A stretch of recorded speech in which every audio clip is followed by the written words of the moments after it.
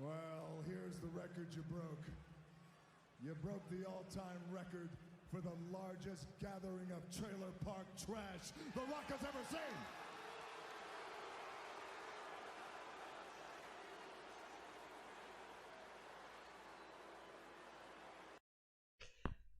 There's a reason why I wanted to start this video. And it's probably from the thumbnail that you already saw, right? It's that smile. The Rock is finally having a bit of fun, I feel. Now, this is from a couple of weeks ago. They did another segment this week with The Rock, which I'm going to give you a bit of a spoiler. I think was also really, really good and really well done. With lots of different implications. And part of the reason why I want to do this video is because I did a video 3 weeks ago after a long time being away from the wrestling space, where I highlighted WWE's mistake with trying to make The Rock and Roman Reigns their match for WrestleMania. You can go back and watch it if you like.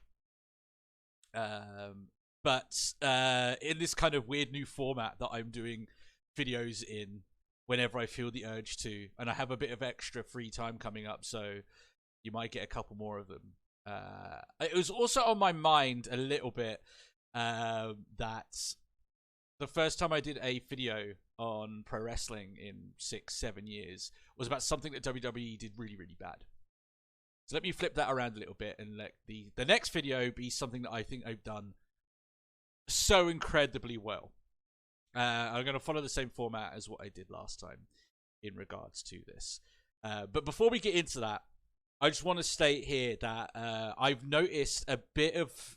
I think everyone's noticed a bit of change with The Rock as they've gone in this new direction. And again, I just want to highlight, it looks as if he's having a ball. He looks like he's having a great time in there. And I think it kind of speaks to the fact that he's not just coming in to do a rivalry with one wrestler anymore, is The Rock anymore. Maybe he was doing that when he first came in, but with the way things have carried on, it is now morphed into him actually doing character work. It's actually morphed into The Rock doing things that he doesn't usually do, coming up with new catchphrases or variants of his catchphrases, right? This isn't him doing a by-the-numbers Rock promo anymore. This is him actively engaged in a storyline with like 3 different people at the same time. And it's really good. All of it is really well done by WWE. They've managed to pivot this so well. And I said in my previous video that I didn't think that it would be capable of doing that. It's not the first time I've taken an L on this channel. If you go back far enough in the archives, you'll be able to find a video where I stated that Kofi Kingston would never become WWE champion. And I had to kind of eat my words a little bit with that. Now, some of my points in that video still stand, but I could take the L, right? Sometimes I'm not always going to get it right, even though I've watched wrestling for, oh God, I'm old, 25 years. I'm old. I'm old, guys. Been watching a long time. When I was young, I was staying up watching Steve Austin break glass and come down to the ring and getting very upset whenever he lost. I have a vivid memory of me actually vibrating in fear that Steve Austin would lose, and hating The Rock for doing so. Right, so there you go. That's how old I am. That's where we go. Anyway, we're getting besides the point now. Today's video is about WWE's fantastic divert. The perfect divert, right? I'm just going to put them all up there. I'm not going to be able to hide it. Let's squash this down. We want to see The Rock's beautiful mug just a little bit. There we go. We'll do it like that. He's looking at that smile. He's having... Listen, if he's having fun, the majority of us are having fun. Before I go into this, and these reasons here outlined in my very well constructed MS Paint thing here. Very high production values here on this show. Is it a show? Not really anymore. We'll cross that bridge when we get to it. But I completely lost my train of thought. Fuck it. It'll come back to me. It'll come back to me. Let's talk about the perfect divert then. Let's talk about the fact that I do think that this has been done really well. And part of the reasons why I think it's been done really well is that it basically does kind of fix all of the problems that would come from having a Rock Roman Reigns match.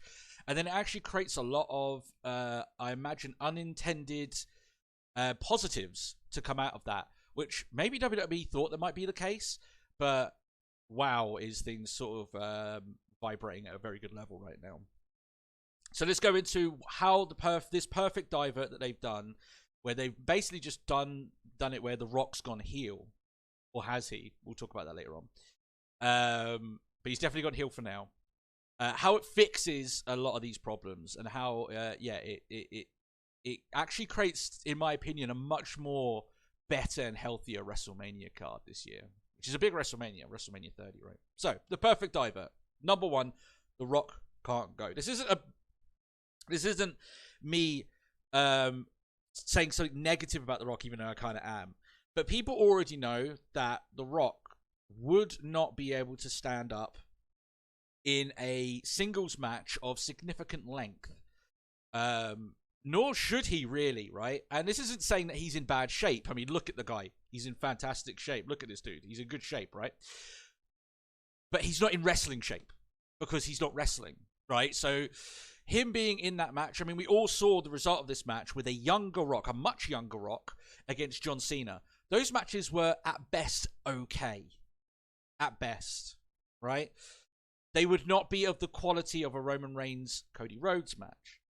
But by going this route, which they have done now, where it's going to be a tag team match, Rock, Roman versus Seth and Cody night one, and the implications of that match will bleed into night two. In multiple ways, by the way, not just the ways that he said, but I might get into that. There's some implications with Seth there, which I think will be very interesting. The fact is, he's in a tag team match now. He doesn't need to go that hard. He can come in, he can do his spine buster, he can do his punches, he can do his rock bottom, his people's elbow, he can take a couple of bumps, he can which I imagine he will do. I reckon he's going to do his best to make especially Cody look really good, because Rock's pretty good for that. But he can have rest. He can, Roman can do the majority of the match if need be. Or even not even that. Just the fact you're halving the load on your body makes it that The Rock is probably going to look really good in this match, guys. Because he doesn't need to do as much. He can just stick to what he's good at. He doesn't need to do the technical wrestling side of it. He can do the hot tags, or the not hot tags, considering he's the heel, right? But he can... It really goes to his strengths as like a part-time performer. Or like, not even that, really. It fixes that problem already. It's already done, right? Now, some people have said the fact that you're going to have a tag match does diminish a little bit of the fact that you're going to have Cody and Roman the next night. I don't believe that. I think that that is its own beast, and the ending of that match, and they'll still be able to have a great match and everything. So that's no problem. So that fixes issue number one. The Rock can't go, right? Yeah, we know that. It's not a problem anymore. They fixed it. He's in a tag team match. It's like the perfect setting for someone who can't go to the level that they used to. Tag team. Easy. Done. Number two. Now, they were initially kind of all in on having... it looked like they were going to go Cody versus Seth for the heavyweight title. This is before the divert. And they were going to do Rock and Roman for the championship, right? That's two matches, one of which looks a little bit B-movie, like I said last time. The fact that you've got a guy going for a championship he doesn't really want to go for. So that kind of eliminates that match as being anything interesting. And then you'd have Rock and Roman, which would just be cursed from the outset. Well, now, instead of having two matches that are a little bit iffy, they've now got three matches, which are quite interesting and have quite interesting story implications. So they've got the tag team match on night one. That's probably going to be the main event, and probably because of the Rock it should be, right? Whether or not you've got a championship match. And you could put some of the other more interesting title matches on the first night. Like, I would have Becky Lynch and Rhea Ripley be night one, for instance, and be like the big marquee headline championship match, right? Because you're going to end up having two world championship matches on night two, because why would Seth or Cody defend on night 1. Right, so it just makes sense for them to both defend on night 2. So now, instead of that, you've now got 3 matches of quite interesting intrigue around them, right? And people are saying, like, oh, you know, with the stipulation about whether or not it's going to be bloodline rules if, like, Rock and Roman win, people are going, oh, well, obviously Cody is going to win. I actually don't. I actually think it's the other way. I think Rock and Roman will probably win night 1. And that's because some of the storyline implications. I still think Cody will win the championship, even if it is bloodline rules on night 2. And that's why, again, it's so beautifully done, because it could still go many different ways, and you can't really judge exactly how they're going to get to the end result. The end result will still be Cody winning the championship, but how they get there is very intriguing to the people like myself, right? So now they've got, instead of 2 kind of cursed matches, they've got 3 matches, which I'm genuinely interested to see how they play out. So that bolsters the card. That makes it bigger, makes it better, more intrigue, and, you know, gets away from all those problems. Number 3, this is a big one. More story implications. There are so many different ways this can play out. This is not even just the result, right? So this is how we get to Cody winning. And also with Seth too. So before we get into that, because Seth is the smaller one, let's go into that first. So the reason why I bring up Seth is that Seth has seemed like a very much like auxiliary to all of this. And I imagine he will be. But there's different ways that you can take this. Look at it this way. Like, Seth has been very forward about wanting to defend Cody, right? And want to be being on his side. But what happens if he puts his body on the line, he gets hurt, really badly injured in that match against Rock and Roman. And maybe Cody messes up something and isn't able to save him, something along those lines. And then he goes into night 2 and he loses the championship against Drew McIntyre, which I believe has to happen at this point, by the way. Drew should win that championship, regardless. What happens the next night on Raw or SmackDown or whatever? Like, before all of this went down, Seth did not like Cody. They could play off of that again. It could be like, I put my body on the line for you. You weren't willing to do the same for me. Or I put my body on the line for you. I came to your defense, and when I needed you to stop me from getting my ankle, like, done in a chair or something like that, you weren't there. You know what I mean? Like, it's all good and well and good for you now, Cody. You've got your championship. I lost mine. You could have an inbuilt rivalry right there that people would be invested in. Has history and story implications for Seth. You could also, there's also other things around this, which is very interesting, is that they're kind of leaning into the fact that The Rock might not actually be on Roman Reigns' side after all this. They've done, I don't know whether or not this is by design or if it's by accident. Regardless, it's interesting. Whenever they do their little point thing, right? The Rock has always done this, which is done, you know, the L shape, right? He's done it every single time. And what led me to believe that this might not be an accident is that there was a moment in last week where Paul Heyman kind of saw it and was like, what's this about a little bit? Just for a second. That's all it needed, really, to let people like me start going a little bit crazy. So could it be that The Rock maybe either costs Roman the match at night 1, so Rhodes can face Roman without any people coming in and out, which will probably be the cleaner finish, right? For Cody to prove that Roman did need help to win all this time, and the one time that the Bloodline aren't involved, Cody can actually win the championship. But you could also do it the other way. You could do it that Rock and Roman win, that they win on night 1. You don't think Rock has done a turn, and then The Rock, when the match starts, goes, I know I said I joked about Jimmy being the special guest referee, but I'm going to be the special guest referee. And then he does the turn at the end of the match. When the Bloodline starts getting involved, he fights them off, counts the call, picks up Cody's arm, does this at WrestleMania, and instead of it being Roman Reigns at the Royal Rumble, everyone is delighted for it, right? So you could do that. You could just keep The Rock as just a bad guy who loses as well. You could do that. Where they lose on night 1, The Rock takes the fall, or Roman takes the fall. I wouldn't have Roman take the fall. But they've already kind of set up as well in the last promo that Roman wants to assert his dominance over Rock. He doesn't want Rock to be like on his level or a leader. He wants The Rock to acknowledge him, and The Rock did. That's not going to last. And there's a reason that was put in the story. And it, again, expertly done. Really well written. Really good. The Rock could end up coming out of this with a rivalry with... You could come out with a rivalry with Seth, with Cody, with Roman, and you could have a singles match with those guys at some point, perhaps. You know, when he's got the ring rust off a little bit, if he wants to really do. I don't know if he does, but still.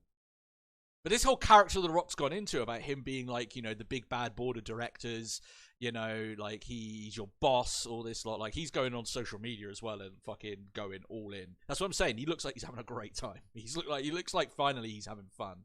And he might have been having fun before, but it might have appealed to his ego a little bit. Like, oh, I love when the crowd come in and I get my goosebumps. He does that thing, right? But now it just looks like he's in the meat and bones of this shit, and he's getting you know what I mean? Look at the smile, guys. You know, he's enjoying it. Also, it would be amazing if he came out with his Hollywood Rock theme at Mania. That would be fun. So yeah, more story implications. You've got the stuff with the Bloodline. You've got stuff with The Rock. You've got stuff with Cody. There's a lot of stuff that can come out of this. They could go so many different angles, so many different rivalries, that for someone like me, who for the longest time when I was doing podcasting on pro wrestling, I knew exactly where it was going. It was very rare that WWE went in a direction that I didn't think it was going. And when they did, it was normally for nonsensical reasons. It was normally at the detriment to the characters in the story rather than to benefit it. Here, it actually benefits it. And I know they've tried to do a little bit of retconning of why Cody walked away and stuff like this. I'm not sure 100% if that holds up, if I'm going to be honest with you, but I'm willing to overlook that small bit to let the rest of this play out, right? If a story is good and the intrigue is there, you'll find that fans are much more willing to let little things like that slide for the bigger picture. When you get too cute with that shit, then we start to pick up. Then we start to go, okay, no, this isn't going to work, and we don't like this. So, yeah, much more story implications that can come out of this. It makes people like me interested in what's going to happen at WrestleMania, but also post-WrestleMania. So that's a big deal, right? And number 4, it's more natural. What they're doing now doesn't feel like they are trying to shoehorn a match, fucking get it in there at any means necessary. This feels like, yeah, this is like a natural progression for something to happen. It feels, and not only that, The Rock is flexing his muscles, using all these different attributes. You know, oh, that he's on the TKO board. He is The Rock. He demands a level of respect and attention and power. Even the way that he's like throwing shade at Triple H, I think is pretty good. I mean, you could end up having a storyline where Rock and Triple H start going back and forth, and they have their little fucking proxy war, like it's the Cold War, like it's like Vietnam or something, and like, you know, Triple H's USA sending his delegate, I don't know, Seth Rollins or something, and then The Rock's like, my delegate Solo Sikoa, and they're gonna have a match. Like, I know it's a little bit outlandish, but it's possible they could end up doing that. Yeah, it just feels like this works better, and it leans into way more of the intrigue, right, of the stuff that's going on. It leans into The Rock as a character people might perceive him as a little bit, and him leaning into that. It leans really heavily as well into the character of Roman Reigns. And even though as successful and powerful he's become, he's the most paranoid bitch in that entire company. And the thing is, it's by design. He does these little facial mannerisms when he's out there where you can tell, like, I know it's all done like with this in design, where he's doing it where like the slightest little chink to his pride or an affront to who he is affects him so much, and makes him make decisions based solely on that. And again, that's by design, because often, you know, these big rulers in history, they have an ego that they can't allow even the smallest thing to be done to them. They see it as an attack to everything that's about them. So it's more natural to these characters. It's more natural to Cody. It's more natural. The only one it is, I suppose, that isn't as fully natural on is Seth. Seth Rollins has come off a little bit looking like he's trying to just kind of slide in there a little bit. The only thing that makes it work a little bit, I suppose, is that his character is kind of a little bit on the front of, like, you look at the CM Punk stuff, he was very much like, okay, I don't like this guy and what he stands for, and he you know, kind of goes on to that, and you know, he talks about his belt being a workhorse belt, so you can kind of lean into it that he would take it maybe as an affront to who he is, to get himself involved in this. But again, like I said earlier on, with the story implications, there's things you could do with that too. So that's basically it, guys. That's kind of the video I wanted to make today. I might make a few more.